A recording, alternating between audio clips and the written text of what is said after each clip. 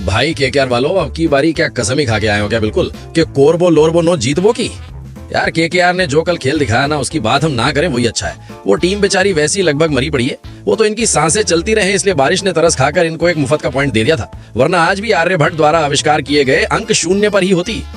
खैर, लेकिन सीएसके से भाई कल बहुत ज्यादा बेटर उम्मीद थी। ये पहली इनिंग में क्या कर दिया इन्होंने, फैंस के दिलों में एकदम आग जगाकर आखिरी तक आते आते एकदम ही ठंडा छोड़ दिया।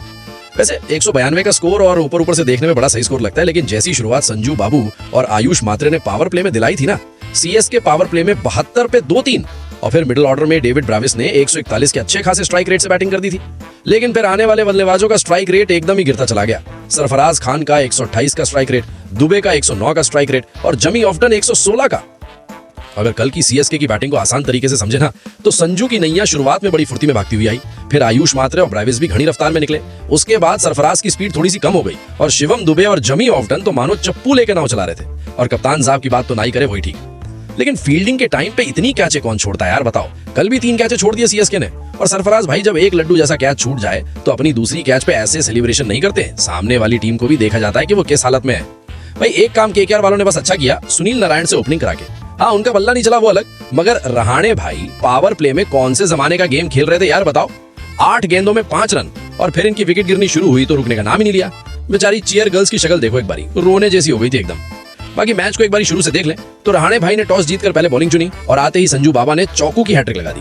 लेकिन गायकवाड़ आज भी थाला को ट्रिब्यूट करके बाहर चले गए, मगर आयुष मात्रे ने आते ही कैमरन ग्रीन की गुद्दी नाप दी। अच्छा खासा सीएसके का पावर प्ले निकलने वाला था कि आखिरी बॉल पे मात्रे ने अपनी कैच थमा दी और फिर कुछ देर के बाद त्यागी ने संजू बाबा को 48 रनों पर बोल्ड कर दिया।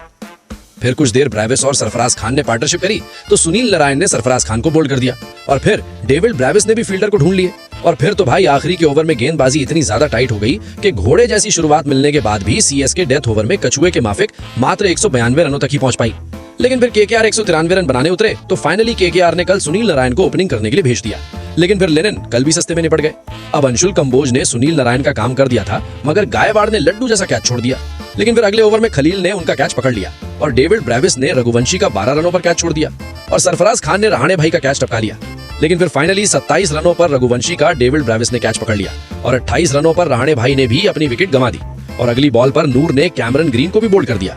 उसके बाद रिंकू ने भी 50 के स्ट्राइक रेट से 6 रन बनाकर अपनी कैच थमा दी।